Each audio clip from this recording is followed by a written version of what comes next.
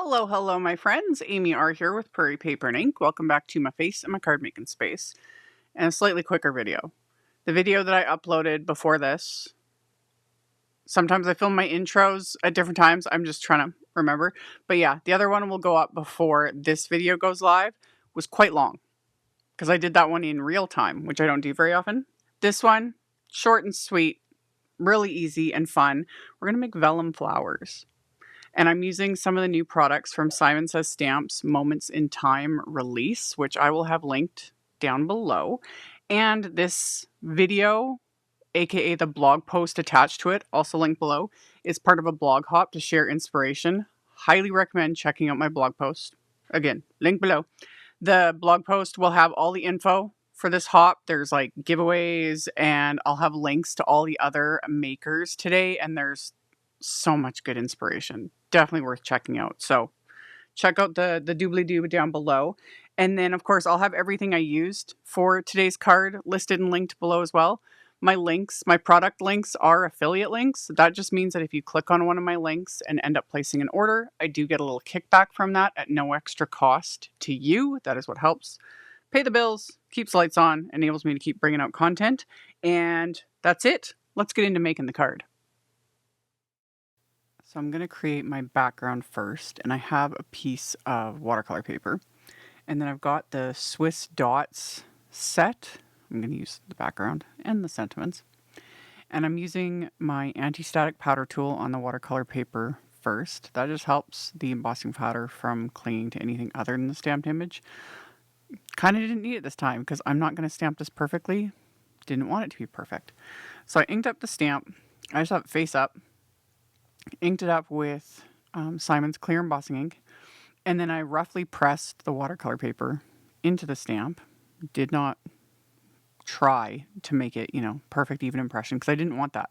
I want it to be a little messier, So after I sprinkled the white embossing powder over it, I actually just take my fingers and just rub away some of the embossing powder here and there. So it'll remove some of it, and then in some areas, the embossing powder is going to stick and be messy. That's what I wanted. So, like I say quite often, it's fun to be intentionally messy. It's a lot more freeing. Trust me. Like, me and my splatter and throwing ink around and all this stuff. It's seriously, folks, because perfection is definitely overrated. And once you start letting go a little bit, I don't know, I think it's more fun. That said, I still can't find some of the products that I've been searching for because I take the messiness a little too far and I'm a disorganized mess. So, all things in moderation. All things in moderation, Anywho, when I was done heat embossing that, I melted it with the heat tool till it was smooth and melted. I taped this down to a hardboard with just low-tack tape. Taping the background down just prevents the watercolor paper from curling up. Because once you start adding a bunch of water to paper, like watercolor paper, it'll start to curl. And then it just gets, things are running off the edges. It's a mess. So taping it down just keeps it flat, makes life a little easier. And then to add the color, I'm using Simon's Pawsitively saturated inks, specifically Mist, Dusk, and Perfection. I will have all the colors listed with supplies as well. And I'm using just a large watercolor brush. And as you can see, I was just slapping the color on. And while it was still wet, I was splattering the color on as well. Now, this is what I talk about at times when I say I let everything dry before I add splatter. If the background is dry and then you splatter, whether it's ink, gouache, whatever you want to splatter, and the background is dry, you get that defined splatter, which is usually what I'm going for. But for this, because the background is wet, you can see it just soaks in. And it moves, and I'm not getting that defined splatter. And on the bottom there where the green was, it was a little more defined because the green had dried. So I actually went back over it with the brush and wiped it away because I wanted it not defined. This creates that softer look, and you can see it here now that it's fully dry, how it's all kind of almost bokeh effect in a sense. It's kind of fun. So after it had fully dried, I removed it from the panel and I die cut it with one of the largest of the more A2 rectangles wafer dies. And I'm actually going to die cut it even more later because I changed my mind. So I set it all aside. And now I'm working with the Tattered Daisy wafer die. And I die cut the stem and the centers from the same just watercolor paper.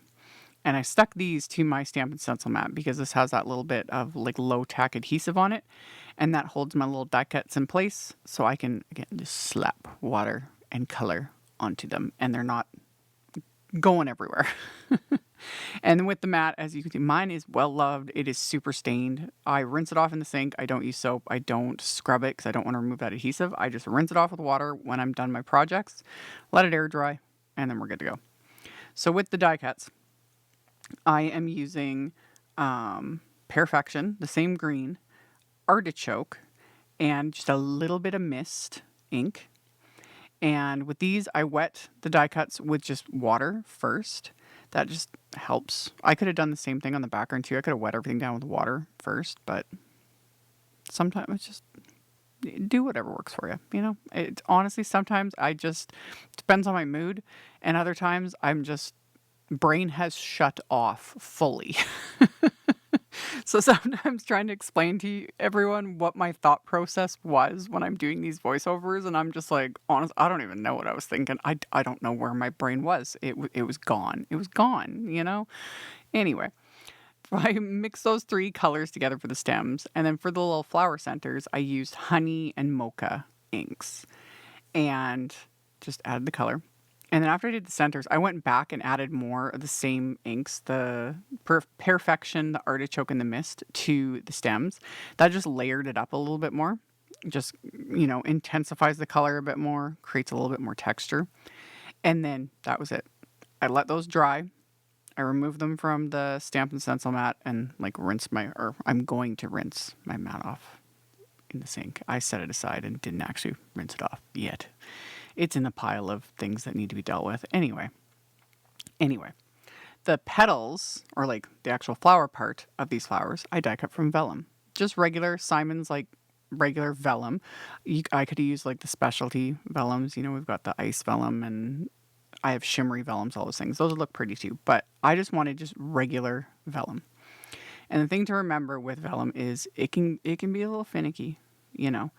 I only put adhesive. I'm just using little tiny dabs of craft tacky glue, and I'm right in the center of these because adhesive shows through Vellum. Full stop. It just does. And because I'm using liquid glue, and because it's a layer of Vellum on top of another layer of Vellum with this little flower center, and I'm impatient, I just use my reverse tweezers to pinch everything closed and hold it so that the glue can dry. Because, like, again, Vellum is just, it's finicky, but it's worth it. I love it. I love it. And now I want to pull out more of my floral die cuts and die cut them from Vellum. I like it. I really like it. So after I had adhered the centers to the petals and all that, did the same thing with the stems. And again, reverse tweezers for the win. This is another reason why you need more than one pair. I know I beat that drum constantly, but it's true. This is my lived experience. When I only had one pair of reverse tweezers, I could never find them. They would always disappear. They would just up and walk away. Could never find them. And so then I got multiple pairs and I never lose them ever now. Not even one. Like they're always exactly where I need them. And also having multiples for things like this when I'm doing like multiple little die cuts, pinching things closed, etc. They come in handy. They're like little tiny strong hands. So, anywho, I adhered the stems to the blooms, and then to adhere these to this background, which I die cut with another one of the more A2 rectangles, like just a much smaller one. And I put a foam square right behind the flower center so that you can't see it. Because again, all these things show through Vellum. So I hid the little dimensional foam square behind the flower centers, and then I just use the craft tacky glue on the stems and adhere those to the background. And then for my sentiments, I'm using the sentiments from that Swiss Dots set. I love this font, I love the sentiments, and I love that Swiss Dots background. This is going to be a set I probably will reach for quite often because it's just a good, I'll call this like a neutral set, you know, because you can use dots work for everything. Like they're dots. Dots can work on like any occasion, anything, any style. And then the sentiments can never go wrong with just basic sentiments. So anywho, I stamped one of the sentiments from the set with the mist ink onto white cardstock and die cut it with the coordinating wafer die. And then I pulled out some baker's twine from my stash and wrapped that around the card front and reverse tweezers for the win again.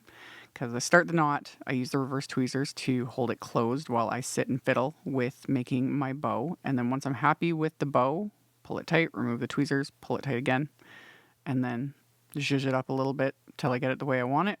Trim off the tails.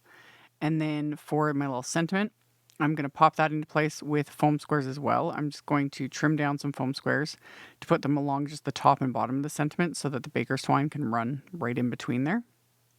So get that popped into place. And then my card base is a top folding A2 white note card, so 4 1/4 by 5.5 inches. I'm going to stamp another sentiment from the Swiss Dots set with that mist ink onto the inside of the card, keeping it very clean and simple. Just the sentiment was enough. And then I can reinforce the fold with my bone folder. And then for the main panel, I'm going to pop this up with Simon's Big Mama foam tape. So this will also give it just a smidge of dimension without adding, you know, a ton of bulk. And then my little adhesive lifter. Is that what it's called? I already forget the name of it. I need to like write the name of the tool on with a Sharpie or something because I already forget. But anyway, it'll be linked next to the foam tape. Use that to help release the backing paper. Popped this into place. And then for a little bit extra bling, I'm going to use Opal Pawsitively Dazzling gems. So I'm just going to arrange just a few onto this background. Once I was happy with where I put them, I just pick them up with my little embellishment wand, adhere them into place, little dabs of craft tacky glue. And then just as an extra little bit of bling, I'm going to use diamond stickles, which I talked about in a live stream. Was it a month ago? Whenever it was. Because I've been, you know, off and on getting a little bit back on the stickles wagon the last few months. And for whatever reason, I didn't have diamond stickles, so I ordered them. And they've been sitting here just waiting to be used. So with the stickles, very lightly applied to the flower centers and then very, very lightly applied to like the petals here and there. I'm barely squeezing the bottle and just adding the tiniest little like kind of dabs, little dots of it.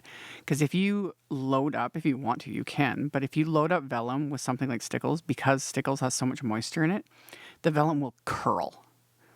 So I didn't want that. I don't mind it, you know, if it curls up a teeny bit. But if I like coated the vellum with stickles, the petals would curl right up. Like it would look weird. So I just added it really lightly and we're good to go. Let that dry. And this card is complete. So like I mentioned in the intro, I'll have links to all the things in the description box below the video. I appreciate all of you for hanging out with me, thumbs upping and commenting. Love it. It helps a ton. Subscribe if you haven't. I'd love to have you, and I'll see you all very soon in the next one. Bye. Thank you so much to my amazing Patreon supporters. For anyone that might be interested in joining my Patreon community and supporting me, the link to my Patreon is in the description box below the video. For everyone else, as always, thank you all so much for taking the time to watch my videos, for thumbs upping, commenting, subscribe if you haven't, I'd love to have you. And here's a couple other videos for you to check out in case you missed them. Bye!